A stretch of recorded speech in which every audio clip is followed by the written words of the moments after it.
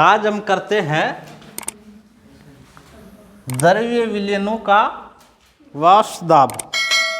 इससे पहले हम कर चुके थे हेनरी का नियम, हेनरी के नियम की सीमाएं और हेनरी के नियम के अनुप्रयोग। हेनरी के नियम की सीमाएं कौन बताएगा? हेनरी के नियम की सीमाएं। पहली हेनरी के नियम की क्या सीमाएं थी? दाब अत्यधिक नहीं होना चाहिए। दूसरी हेनरी के नियम की क्या थी?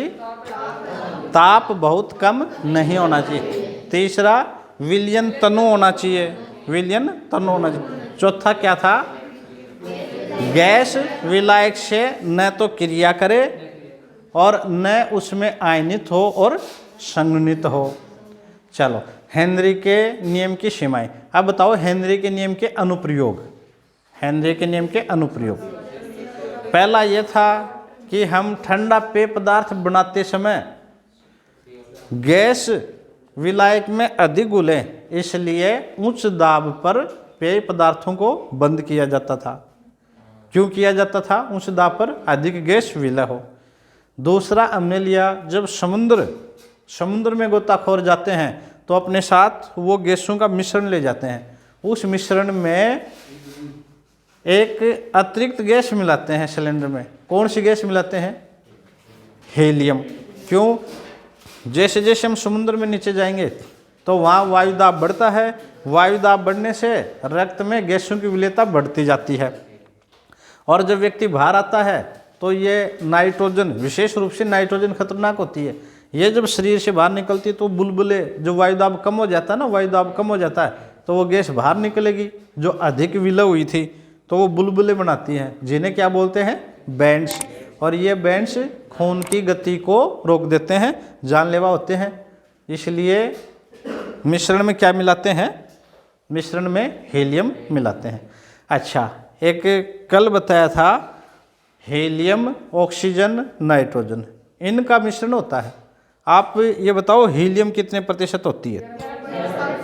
11.7, ऑक्सीजन 32.1, नाइट्रोजन 56.2। बिल्कुल ठीक है। तीसरा प्रयोग हमने किया था एनेक्सिया। ये क्या था एनेक्सिया? ऊंचे पर्वतीय स्थलों पर क्या होता था? वहाँ वायुदाब कम होता था, ऑक्सीजन की मात्रा कम होती थी। तो वायुदाब कम होने के कारण, ऑक्सीजन की मात्रा कम होने के कारण शरीर में ऑक्सीजन रक्त में कम पाया जाता था। रक्त में क्या पाया जाता था? कम पाया जाता था। इससे क्या होता था? इससे शरीर में ऑक्सीजन की पूर्ति नहीं होने के कारण, हाँ, जब ऑक्सीजन की पूर्ति नहीं होगी, कोशिकाओं को ऑक्सीजन नहीं मिलेगा, तो एक तो सोचने समझने की क्षमता कम हो जाएगी, एक शरीर कमजोर हो जाएगा। यही स्थिति क्या कहलाती थी? एनेक्सिया। यही क्या कहलाती थी? एनेक्सिया। चलिए, हाँ, बंद करो। हाँ, अब देखो द्रव्य विलयनों का वाष्प दाब। परिभाषा क्या होगी? एक बार ये समझाओ, ये बिक्कर है, इस बिक्कर को हम, बिक्कर में है द्रव, इसको हम गर्म करते हैं, इसमें ले लिया हमने जल। तो देखो जैसे जैसे गर्म करेंगे, ये पानी है, ये भाप बनकर वायुमंडल में जाता रहेगा और लगातार ये जल है, ये किस में बदलता रहेगा? वाष्प में। परंतु यदि हम इसको ढक देते हैं और वाष्प बाहर नहीं निकलती, तो एक स्थिति क्या होती है कि जैसे जैसे वाष्प बनती है, ये यहाँ एकत्रित होना प्रारंभ हो जाती है। इधर टेम्परेचर की वजह से, ताप की वजह से ये जो जल है, द्रव है, ये वाष्प में बदलेगा और ये वाष्प बाहर नहीं जाएगी, तो यहाँ एकत्रित हो जाएगी। अच्छा, इस प्रक्रिया में दो घटनाएं होती हैं। एक तो होता है वाष्पीकरण। वाष्पीकरण क्या हो गया? ये जो जल है वाष्प में बदलना, और कुछ समय बाद ये जो वाष्प है ये यहाँ बूंदों के रूप में संघनित हो जाती है और संघनन की प्रक्रिया प्रारंभ हो जाती है। अच्छा, फिर ये साथ में वाष्प इस द्रव पर दाब भी डालती है। पर जब इधर से जल का वाष्प बनना और वाष्प का फिर जल बनना, मतलब वाष्पीकरण और संघनन ये दोनों बराबर हो जाते हैं, इस स्थिति को बोलते हैं साम्य अवस्था। क्या बोलते हैं? साम्य अवस्था। अब देखो हम जो परिभाषा कर रहे हैं द्रव्य विलयनों का वाष्प दाब, वो साम्य अवस्था पर है। साम्य अवस्था में क्या हो गया? वाष्पीकरण और संघनन दोनों क्या हो जाते हैं? बराबर हो जाते हैं। परिभाषा देखो, निश्चित ताप पर साम्य अवस्था में वाष्प के अणु के द्वारा द्रव की सतह पर डाला गया दाब वाष्प दाब कहलाता है। वाष्प दाब क्या होता है? ये जो वाष्प बनी इसने इस द्रव पर जब दाब डाला वही क्या कहलाता है? वाष्प अवस्था। इसमें क्या होना चाहिए? पहली बात साम्य अवस्था, और दूसरा क्या होना चाहिए? निश्चित ताप। तो एक बार वाष्प दाब की परिभाषा बता दो। निश्चित ताप पर साम्य अवस्था में वाष्प के अणु के द्वारा द्रव की सतह पर डाला गया दाब वाष्प दाब कहलाता है। चलो अब है,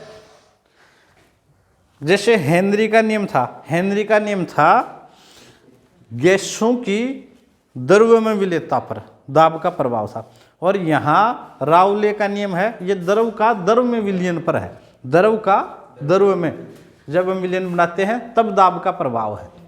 सुनो देखो, वेरी 4 बार इंपॉर्टेंट लगा लो, एग्जाम में आएगा राउले का नियम। राउले का नियम क्या करा है? विलयन में किसी अवयव का आंशिक दाब उसके मोल अंश के समानुपाती होता है। तो विलयन में किसी अवयव का आंशिक दाब उसके मोल अंश के समानुपाती होता है। जैसे ये विलयन है, ठीक है, विलयन में किसी अवयव का आंशिक दाब, ये जो विलयन है ना, विलयन इसमें 2 अवयव हो गए, एक अवयव 1 नंबर हो गया, एक अवयव 2 नंबर। द्विअंगी विलयन है, द्विअंगी है तो उसमें कितने अवयव होंगे? 2। विलयन में किसी अवयव का आंशिक दाब उसके मोल अंश के समानुपाती होता है। अच्छा, ये जो 1 नंबर का है अवयव, इसका आंशिक दाब P1 मान लो, और इसकी मोल भिन्न है वो x मान लो। दूसरा जो अवयव था उसका आंशिक दाब P2 और मोल अंश क्या मान लें? x2। तो प्रथम अवयव के लिए P1 समानुपाती x1। अच्छा, P1 बराबर P1 O, ये एक स्थिरांक लगा दिया हमने, ठीक है, और गुणा x1, ये समीकरण हो गया x1। अब देखो ये P1 0 मान लो इसको, P1 0 ये क्या हो गया? प्रथम अवयव का शुद्ध अवस्था में वाष्प दाब, प्रथम अवयव का शुद्ध अवस्था में वाष्प दाब। और P1 क्या है? प्रथम अवयव का आंशिक दाब। x1 क्या है? प्रथम अवयव का मोल अंश। ये समीकरण हो गया 1। इसी तरह दूसरे अवयव के लिए ये समीकरण हो जाएगा P2 समानुपाती x2, या P2 बराबर P2 0 x2। यहाँ P2 0 क्या है? दूसरे अवयव का शुद्ध अवस्था में वाष्प दाब। P2 क्या है? दूसरे अवयव का आंशिक दाब। और x2 क्या है? दूसरे अवयव का मोल अंश। चलिए 2 अवयव हो गए, ये अलग अलग अवयव का आंशिक दाब हो गया। ये आंशिक दाब P1 कौन से अवयव का है? प्रथम का। P2 कौन से का है? द्वितीय का। अच्छा, अब एक नियम होता है, डाल्टन ने दिया था, साइंटिस्ट रसायनिक डाल्टन था, उन्होंने पूरे विलयन के लिए दिया था। ये तो अलग अलग अवयव ए का किया है, अवयव बी दूसरे नंबर का किया है, और ये जो डाल्टन है इसने कहा कि पूरे विलयन का जो आंशिक दाब होगा वो किसके बराबर होगा? पहले का आंशिक दाब और दूसरे का। तो देखो डाल्टन के आंशिक दाब के नियमानुसार हम जानते हैं गैसीय मिश्रण का कुल दाब उसके आंशिक दाबों के बराबर होता है, अर्थात P कुल बराबर क्या हो गया? P1 plus P2। अब P कुल बराबर P1 का मान यहाँ से रख दो समीकरण 1 से। P1 बराबर क्या है? देखो P1 0 x1 रख दे, P1 की जगह, इस P1 की जगह P01 x1 प्लस P2 बराबर देखो क्या है?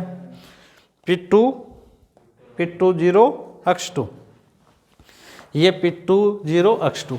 अच्छा, अब एक मोल भिन्न का नियम होता है, किसी भी विलयन में मोल भिन्न का योग हमेशा एक होता है, चाहे कितने ही अवयव हो। इसमें अवयव कितने हैं? 2। तो पहला मोल भिन्न, दूसरे का मोल भिन्न, इनका योग कितना है? 1। तो x1 + x2 बराबर क्या गया? 1। अच्छा, x1 बराबर x2 को इधर लेके आए तो ये किसका हो गया? माइनस का हो गया। अब ये x1 का मान रख दो इसमें, P कुल बराबर हो गया P1 x1 का 1 - x2 + 2 P2 0 x2। अच्छा, कोष्टक को खोल दो, ये P1 1 से गुणा करेंगे तो ये आ जाएगा P1 0, फिर इस P1 0 को x2 से गुणा करेंगे तो P1 0 x2, ये प्लस P2 x2। x2 हम कॉमन लेने के लिए पहले इसको लिख लो, ये P1 0 प्लस P2 0 x2, फिर माइनस P1 0 x2। ये P1, ये है P1 0। अब x2 ले लो कॉमन, ये x2 ये x2, यहाँ से तो बच गया P2 0 और माइनस P1 0। ये जो है कुल दाब, ये बराबर होता है विलयन का कुल दाब बराबर होता है P1 0 plus x2 कोष्टक P2 0 minus P1 0। ये नियम दिया था राउले ने। अब इसका हम खींचेंगे ग्राफ के आधार पर। देखो, हमने P कुल दाब बराबर कर लिया था P1 0 plus x2 P2 0 minus P1 0। ये समीकरण आ गया 1, ये समीकरण आ गया A। अच्छा, ये जो समीकरण है इसको हम y बराबर mx + c रूप में लिख सकते हैं, y बराबर mx + c। इस समीकरण का हम ग्राफ खींचते हैं तो एक तो हम लेते हैं मोल अंश और वाष्प दाब, इनके मध्य समीकरण बनाएं, मोल अंश और वाष्प दाब के मध्य, तो ये समीकरण बनता है P1, प्रथम जो अवयव था P1 बराबर P1 0 x1, द्वितीय जो अवयव था P2, ये P2 x2, और कुल जो विलयन का है कुल दाब बराबर ये P बराबर P1 प्लस P2। ये जो ग्राफ है इस आधार पर ये निष्कर्ष निकलता है समीकरण ऐसे द्विवंगी विलयन के अवयवों के आंशिक दाब व मोल अंश के बीच, ये तो मोल अंश लेते हैं, इधर वाष्प दाब लेते हैं, ग्राफ खींचा जाए तो ये ग्राफ प्राप्त होता है। इससे पहला निष्कर्ष कौन सा निकलता है? किसी विलयन के कुल वाष्प दाब को उसके किसी अवयव के मोल अंश से संबंधित किया जा सकता है। मतलब विलयन का कुल जो वाष्प दाब है उसको किसी अवयव के मोल अंश से संबंधित किया जा सकता है। ये मोल अंश x1 का हो गया, ये x2 का हो गया मोल अंश। और दूसरा है विलयन के किसी अवयव की मोल अंश व आंशिक दाब के बीच सीधा रेखीय संबंध होता है। इसमें एक सीधा रेखीय संबंध होता है। आप इसको तैयार कर लाओगे, है ना, राउले के नियम को। खूब इम्पोर्टेंट है हेनरी का नियम, राउले का नियम, एग्जाम में यहाँ तक आप क्लियर कर लाओगे। स्टूडेंट्स, हम अध्याय 2 विलयन पढ़ रहे थे और आज विलयन में हमारा पार्ट है आदर्श एवं अनादर्श विलयन। आदर्श एवं अनादर्श विलयन। राउले के नियम के पालन के आधार पर विलयनों को 2 भागों में बांटा है। किस आधार पर बांटा है? राउले के नियम के पालन के आधार पर। अच्छा, 2 भाग कौन से हो गए? एक आदर्श विलयन, दूसरा अनादर्श विलयन। अब आदर्श विलयन की परिभाषा देखो। आदर्श विलयन वह विलयन जो ताप एवं दाब की सभी परिस्थितियों में रावले के नियम का पालन करे। मतलब रावले के नियम का जो पालन करे ताप एवं दाब की सभी परिस्थितियों में, उसे हम कहते हैं आदर्श विलयन। आदर्श विलयन के गुण देखो, आदर्श विलयन के गुण क्या होते हैं?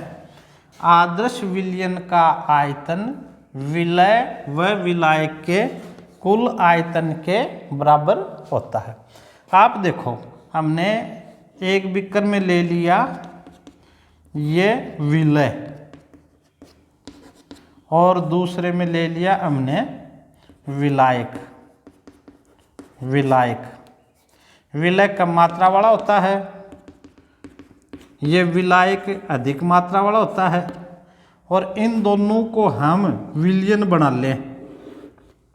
इन दोनों से हमने बना लिया विलयन, ये हो गया विलयन। विलयन में आता है विलय प्लस विलायक इज इक्वल टू विलयन। तो ये कह रहा है पहला पॉइंट, आदर्श विलयन का आयतन, मतलब इस आदर्श विलयन का आयतन, इस आदर्श विलयन का आयतन विलय व विलायक के कुल आयतन के बराबर होता है। इसका जो आयतन है विलयन का, वो विलय व विलायक के कुल योग के आयतन के बराबर होता है। मतलब इन दोनों का आयतन इसके आयतन के बराबर होता है। तो ये होता है पहला गुण, आदर्श विलयन का गुण। आदर्श विलयन का आयतन विलय व विलायक के कुल आयतन के बराबर होता है, अर्थात डेल्टा V मिश्रण इज इक्वल टू 0, या आयतन में परिवर्तन नहीं होता। आयतन पहले जो विलय और विलायक का रहता है वही आयतन विलयन का रहता है, वही आयतन विलयन का रहता है। अब देखो दूसरा पॉइंट, आदर्श विलयन में विलायकन। विलायकन क्या होता है? विलायकन जब इनको आपस में हम मिलाते हैं, घोलते हैं या विलयन बनाते हैं, विलयन बनाने की प्रक्रिया क्या कहलाती है? विलायकन। विलयन बनने की प्रक्रिया क्या कहलाती है? विलायकन। आदर्श विलयन में विलायकन के दौरान ऊष्मा का अवशोषण या उत्सर्जन नहीं होता, मतलब डेल्टा H मिश्रण इज इक्वल टू 0। आदर्श विलयन में विलायकन के दौरान जब इनमें मिलाते हैं तो न तो ऊष्मा का अवशोषण होता है और न उत्सर्जन होता है, और इसमें एंथैल्पी परिवर्तन शून्य होता है। तो डेल्टा H मिश्रण इज इक्वल टू 0। ये दूसरी विशेषता होगी। तीसरी देखो, आदर्श विलयन का कुल वाष्प दाब उसके अवयवों के आंशिक वाष्प दाबों के योग के बराबर होता है। जैसे ये विलयन A है, इसका दाब है PA और इसका दाब है PB। तो कुल जो दाब है P वो बराबर इस अवयव A और अवयव B के योग के बराबर होता है। पुनः सुन लो, आदर्श विलयन का कुल वाष्प दाब उसके अवयवों के आंशिक दाबों के योग के बराबर होता है, P is equal to PA plus PB। और राउले के नियम के अनुसार PA नोट यह जाएगा अक्षय, ये मोल अंश है अवयव A का, और ये P नोट B, ये अक्ष B, ये दूसरे अवयव का मोल अंश है। अच्छा, अब चौथा पॉइंट देखो, आदर्श विलयन में आकर्षण बलों का मान। आदर्श विलयन में आकर्षण बलों का मान विलय व विलायक के आकर्षण बलों के योग के बराबर होता है। अब देखो, इसमें AA है, इसमें AA आकर्षण, इसमें BB आकर्षण, और ये विलयन में AB आकर्षण। तो इन दोनों के जो आकर्षण बल है वही आकर्षण बल इसके बराबर AB के बराबर होता है। आदर्श यह है, आदर्श विलयन में आकर्षण बलों का मान विलय व विलायक के आकर्षण बलों के योग के बराबर होता है। विलय व विलायक के आकर्षण बलों के योग के बराबर होता है। अच्छा, अब आपको उदाहरण करने हैं आदर्श विलयन के उदाहरण। पहला उदाहरण है n hexane plus n heptane. दूसरा है बेंजीन प्लस टोलुइन, याद कर लोगे, इंपॉर्टेंट है, benzene plus toluene. Bromoethane plus chloroethane. Methanol plus ethanol, ये भी याद कर लोगे। उदाहरण इनके अलावा भी हैं, पर ये आप उदाहरण याद कर लेंगे। तो एक बार पुनः सुने। राउले के नियम के पालन के आधार पर विलयन दो प्रकार के हैं। पहला है आदर्श विलयन, दूसरा है अनादर्श विलयन। आदर्श विलयन कौन सा है? वह विलयन जो ताप एवं दाब की सभी परिस्थितियों में राउले के नियम का पालन करे। कौन सा कहलाता है? आदर्श विलयन। आदर्श विलयन के गुण देखो। आदर्श विलयन का एक तो आयतन विलय व विलायक के कुल आयतन के बराबर होता है, अर्थात डेल्टा वी मिश्रण बराबर 0, आयतन में परिवर्तन नहीं होता। और दूसरा क्या है? आदर्श विलयन में विलायकन के दौरान ऊष्मा का अवशोषण या उत्सर्जन नहीं होता। और ये डेल्टा एच मिश्रण बराबर क्या हो गया? 0, एंथैल्पी परिवर्तन 0 होता है। तीसरा देखो, आदर्श विलयन का कुल वाष्प दाब उसके अवयवों के आंशिक दाबों के योग के बराबर होता है। तो P बराबर हो गया PA प्लस PB। चौथा है आदर्श विलयन में आकर्षण बलों का मान विलय व विलाय के आकर्षण बलों के योग के बराबर होता है। चारों गुण याद रखोगे। गुण कह दो, विशेषता कह दो। उदाहरण n hexane plus n heptane, benzene plus toluene, bromoethane chloroethane, methanol ethanol. अच्छा, अब जिसने आदर्श विलयन याद कर लिया, अनादर्श विलयन बिल्कुल सरलता से याद हो जाएगा। तो सबसे पहले अनादर्श विलयन की परिभाषा देखो। यह है वह विलयन जो ताप एवं दाब की सभी परिस्थितियों में राउले के नियम का पालन करे, वो तो आदर्श। और जो राउले के नियम का पालन नहीं करते, वो कौन सा विलयन करता है? अनादर्श विलयन। राउले के नियम का पालन नहीं करता। अब इसके गुण देखो। पहला गुण, यहाँ इसमें पहला गुण था कि आदर्श विलयन का आयतन विलय व विलायक के कुल आयतन के बराबर होता है। अच्छा, इसमें क्या कहेंगे? आदर्श विलयन का आयतन विलय व विलायक के आयतन के बराबर नहीं होता, मतलब डेल्टा वी मिश्रण इज इक्वल टू नॉट 0, बराबर नहीं है। डेल्टा वी मिश्रण इज इक्वल टू नॉट 0। दूसरा देखो, आदर्श विलयन में विलायकन के दौरान ऊष्मा का अवशोषण या उत्सर्जन नहीं होता। ये किसकी तरह है? आदर्श की। और इसमें एंथैल्पी में परिवर्तन 0 होता है, डेल्टा एच मिश्रण इज इक्वल टू 0। पर इसमें अनादर्श में परिवर्तन होता है। अनादर्श विलयन में विलायकन के दौरान ऊष्मा का या तो अवशोषण होता है या उत्सर्जन होता है, और एंथैल्पी परिवर्तन 0 नहीं रहता। तो डेल्टा एच मिश्रण इज इक्वल टू नॉट 0। तीसरा है, इनमें विलयन का वाष्प दाब उसके अवयवों के आंशिक वाष्प दाबों के योग के बराबर होता था। P बराबर PA प्लस PB, यहाँ नहीं होता। P is equal to not PA plus PB, मतलब अंतर होता है। किन में? विलयन का वाष्प दाब और अवयवों के वाष्प दाब में अंतर होता है, योग के बराबर नहीं होता। चौथा देखो, आदर्श विलयन में आकर्षण बलों का मान विलय व विलाय के आकर्षण बलों के योग के बराबर होता है। इसमें ये AB, ये जो विलयन है ना, विलयन का जो आकर्षण बल है विलयन का, वो बराबर नहीं होता किसके? AA, ये तो गया विलय, तथा BB ये विलायक, इनके आकर्षण बल के बराबर नहीं होता। तो ये हो गया हमारा अनादर्श विलयन। जिसने आदर्श विलयन याद कर लिया उसको सरलता से अनादर्श हो जाएगा, उसी का विपरीत कर देंगे। अब देखो उदाहरण, अनादर्श विलयन के उदाहरण कौन सा है? Ether plus acetone, ether plus acetone. दूसरा देखो टेट्राक्लोराइड प्लस क्लोरोफॉर्म। तीसरा देखो HCl प्लस जल, एसीटोन प्लस एनिलीन और क्लोरोफॉर्म प्लस एसीटोन। एक तो आप ये याद कर लो, क्लोरोफॉर्म प्लस एसीटोन, और एक ईथर प्लस एसीटोन,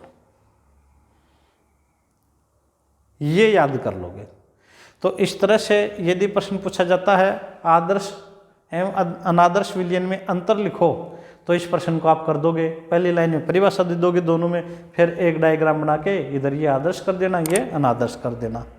और एक छोटा प्रश्न पूछ ले उदाहरण दो, तो इनके उदाहरण दे दोगे, तो आप आदर्श एवं अनादर्श विलयन तैयार कर लोगे। कल हम अनादर्श विलयन के प्रकार करेंगे। अनादर्श विलयन 2 प्रकार का होता है, इस पर कल के क्लास में चर्चा करेंगे।